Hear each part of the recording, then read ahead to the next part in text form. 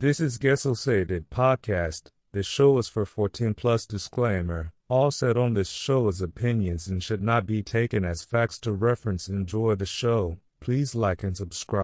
I'm in pursuit of it all. I can't slow down. Forever gotta chase Running through the red lights, Life is baby. when it take off. You broke, then you fall. Forever gotta make it. Yeah. Harder we go.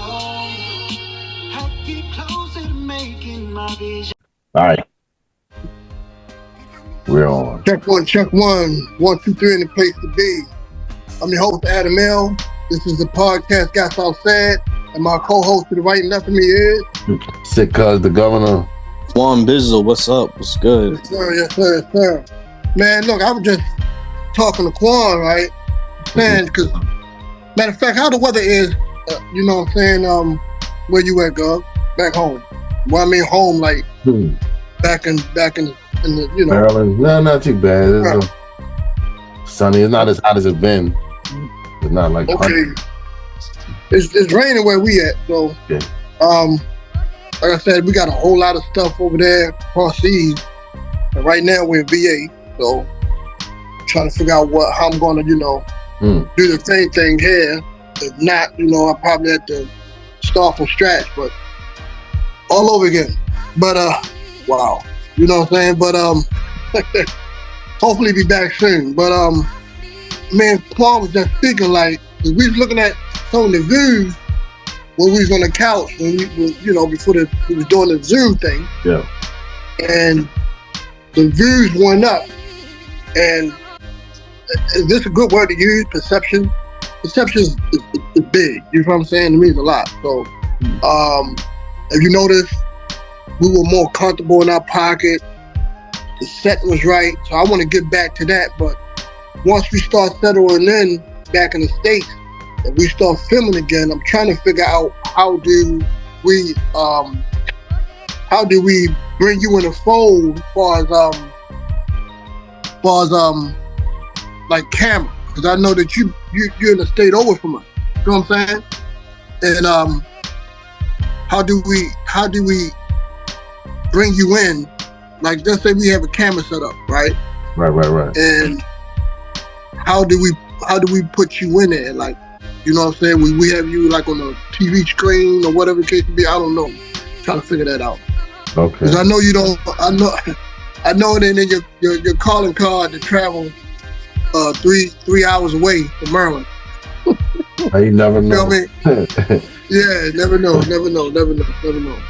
Yeah, VA a beautiful state, man. That's where I was at last week. Yeah. We still here. Okay. Oh, you was there last week. Yeah.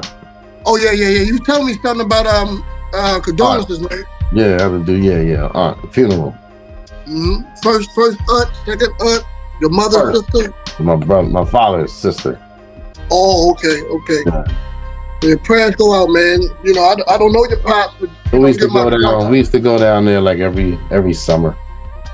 Back when we was little, so we used to go down there and we would be there with her and her sister and the different ones, cousins and all. Yeah, my origins are from Virginia, believe it or not. My great grandparent. Okay. Yeah. So it gotta. It reminds me. You never know. Bloodline tie up back like generations back. You never know. Facts, man. Facts. It got its pros and cons, man. Like I said, if I'm honest, it's cleaner, more laid back. But Maryland is still my home. Yeah. You get what I'm saying? Yep. Yeah. It's my condolences. Far away, it's not different. It's not so far away. It's so different, but at the same time, it's different. Exactly. Well, okay, let's jump into the show, man. The main topic was the assassination attempt on former President Donald Trump, but I don't want to focus too much on that. I want to focus on the shooter. You know what I'm saying? I did a little bit of research on it. The guy goes by the name of Thomas Crooks, yep. Crooks, yeah. We went, this nation went from Booth to Oswald to Leon to Hinckley. Mm-hmm. All of them have something in common. They tried to take out or did take out the president of the United States. True. What makes Hinckley and Booth so much in common, they quote unquote mental health issues, right? Yeah. Not so crooks, but they trying to throw that card out there that he was a little bit off or whatever the case may be. I don't know how somebody with mental health issues could score so high and on a high school exam and work a regular 9 to 5 and get like you get what I'm saying? Yeah. And he was a member of the what gun club was this? I want to get it right. The Clarendon Sportsman's Club in Pennsylvania. Okay. But when they attach, white skin to anything high profile, they have a mental issue. As if we blacks are prone to violence. I wonder if someone that looked like us was a Lee Harvey Oswald or Booth, or Leon or Hinckley. What would be the outcome to that? Would it be mental health, or would we be put on a chopping block and executed for the nation to see? So, real quick, because I'm gonna let y'all cook. Because the main topic is, do we think this was a hoax, or was this, done by a lone wolf with mental illness? Now, here's some of the things that I came up with, right? Like we said, the history of the shooter, 20 years old, graduated from Bethel Parks High, registered Republican, right? Right. Check this out. He donated to Act Blue, which is a national party of the Democrat party who encouraged Democrats to vote. Right. Right. And they say he was bullied in school for wearing militant clothes, like hunting clothes and stuff like that. And for the strangest thing, he wasn't on the radar of the FBI. So for some reason, for people who, Big Brother, he's always tapping phones and monitoring what you watch and what you do. And for some reason, this guy, appeared out of nowhere like a ghost. They had no clue who he was, or now information's been spewed out online about him. And real quickly, I named Booth, Oswald, Leon, and Hinckley. One thing these all guys got in common, a couple things, but the main thing they all got in common is domestic. America still has a problem with domestic terrorism and what they deemed as domestic terrorism. When you have some of these guys who, for military backgrounds that go off and shoot up nightclubs and stuff like that, and they have some type of post-traumatic syndrome or some type of mental illness that they got from serving the country, it just seems like, it's off, they're not on anybody's radar, because I think this country is mainly not focusing on them. They're focusing on Middle Eastern, they're focusing on blacks, they're focusing on gangs and stuff like that. Because look how easy it was to storm the Capitol. With help. Although that plan was poorly executed, but look how easy it was. So this country still has a bad way of dealing with domestic terrorism. And when it comes down to people with whiter skin, for some odd reason, they don't want to call it domestic terrorism. I think one time they did that. One time, right? What happened in the Capitol was domestic terrorism. When you try to assassinate a president of the United States, it's domestic terrorism. Because if that president was to go across seas, and this is another thing, they're more safer across seas than in their own country. If they was to go across seas and somebody was to try to assassinate them, let's say Al-Qaeda or whatever group, right off the break, what did it say? Terrorism. And it would be cause a start of war, right? An act of war. Yep. So I'll leave with this. I want to ask you guys, do you think this was set up, or was this the real deal, and the lack of intel from the FBI and the CIA and Big Brother in general? Because I don't know if y'all watched tapes on it. It was stated that and this is why I think it's a setup, because they said it was a police officer that seen Crooks climb up on the building. Yep. Crooks waves a gun, raised the white rifle. He went back. Police backed up. I don't know what police backs up and allow the person to sit in position for a moment of time and aim at the president. That's one. Second, someone in the crowd spotted the shooter before the snipers that were hired, the Secret Service snipers, gave wind of it.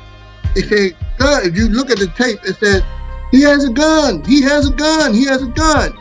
And they said that the Secret Service snipers didn't catch wind of Crooks until the first and second shot. That's conflicting. So yeah, I'm gonna let y'all cook, man. I think it was set up in a sense, man. I want to believe there was this poor act of security, homeland security, but it's looking real fishy out here. What you think of? It reminds me of John F. Kennedy. First thing I thought about seeing it was Lee Harvey Oswald, and who else? Lee Harvey Oswald. I also think about Lee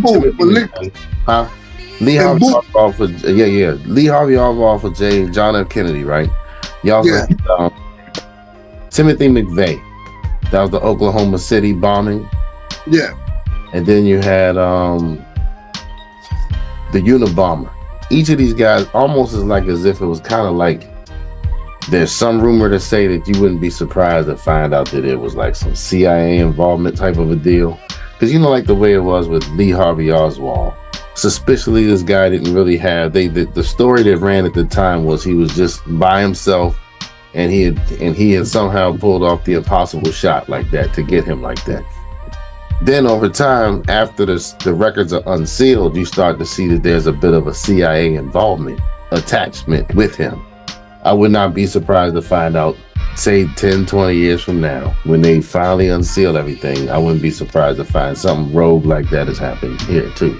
Because it's like as if that guy had enough, like just the right person to give him the green light. All right, that's all I can do. I can just let you get the shot off. That's about it. That's the most I can, you know what I mean? And then when that was done, that was just enough time. Because they talking about they spotted him like an hour before and had been watching him.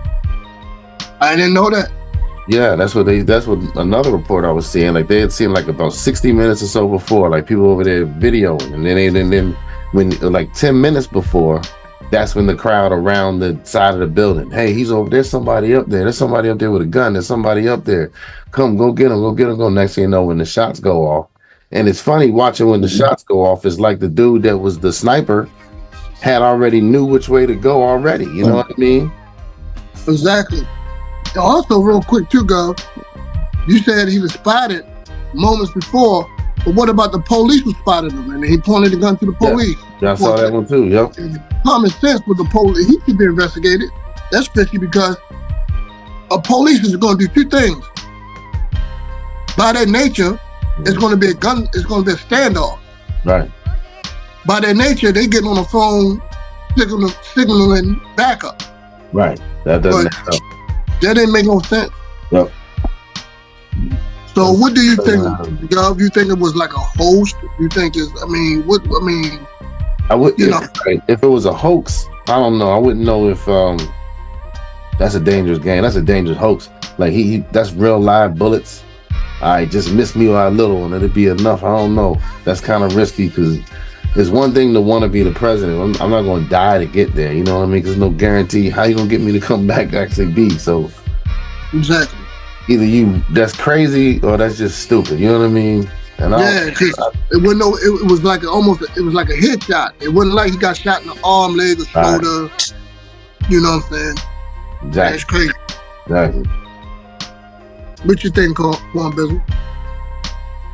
And regardless if it's a hoax or not, I feel like, and I said this with many people I was talking to about this with this type of situation. If Trump doesn't become president, it may be a guaranteed civil war or some type of bloodbath. You know, because now it gives the other side a reason to act out of character. It gives them motivation. It gives them a fight. Whether you believe that this was a hoax or this wasn't a hoax, Donald Trump is going to play on this to further give him the edge in this election. So whether he wins, that's good, because they can give more of an edge to get him to win. Get more people to feel for him. To be sympathetic for him. They always they were making that lame attempt. You know what I mean? Especially with the black community. Like, you see, Trump's a felon. He's been locked up before. You know what I mean? Trump has a mugshot just like you. He looks just like you. He can relate to you. Even some people making memes about playing the 50 Cent song, the Mini Men song. Like, they're trying to make him relatable, right? So you can feel more sympathy, and as you have something to relate to as a president, right? Like, you see, Trump's been shot. Trump's just like you. It's almost like mockery, if you make it like mockery of the black community. I don't know if you guys feel the same way. It's almost like a little bit of mockery.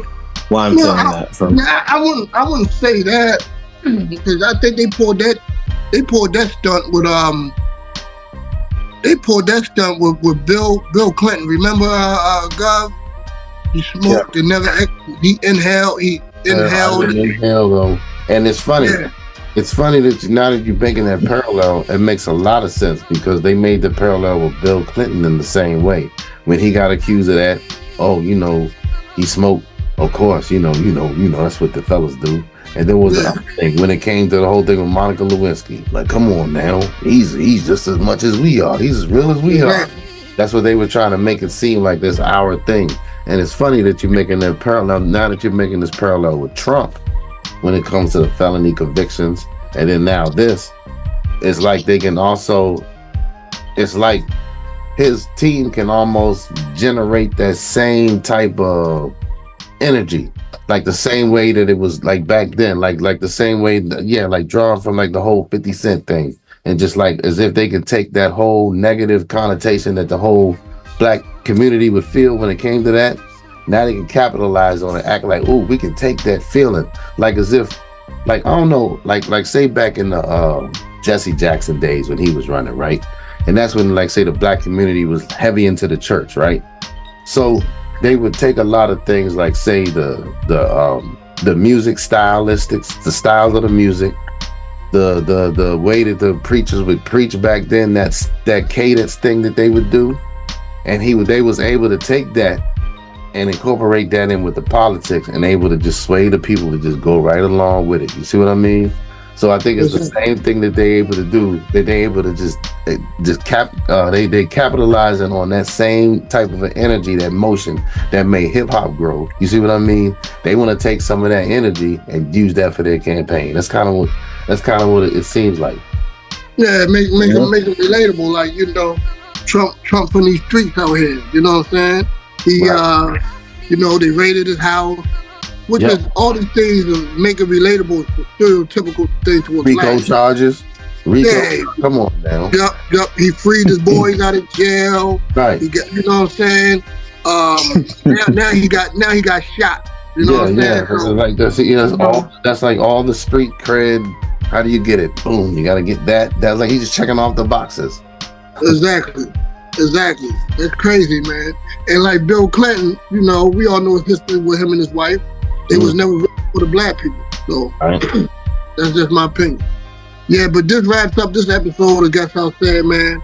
Like I said, if it's not set up, and you know what I'm saying, the dome shot, it makes me just question, was this a setup or just poor work done by Big Brother?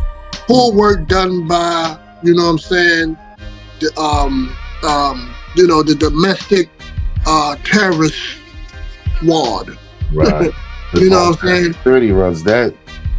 Homeland Security is supposed to run that. Exactly. There's poor execution of Homeland Security, or was it set up? But like you said, the fish could come out the water years down the road, and we'll find out what really went on. by then Trump then became president, if that's going to happen. And he already didn't serve just 4 years. And, you know, just like the 9/11 thing, once Bush moved to Africa, now everything came out. Right, and by that time, other things was going on, so no one cared. No one cared. Final story.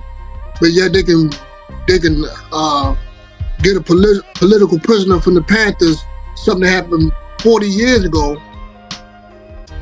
or 43, 45 years ago, and try to snatch him out from a country where they had found, you know what I'm saying, you know, political freedom, and snatch him up because they allegedly shot a police.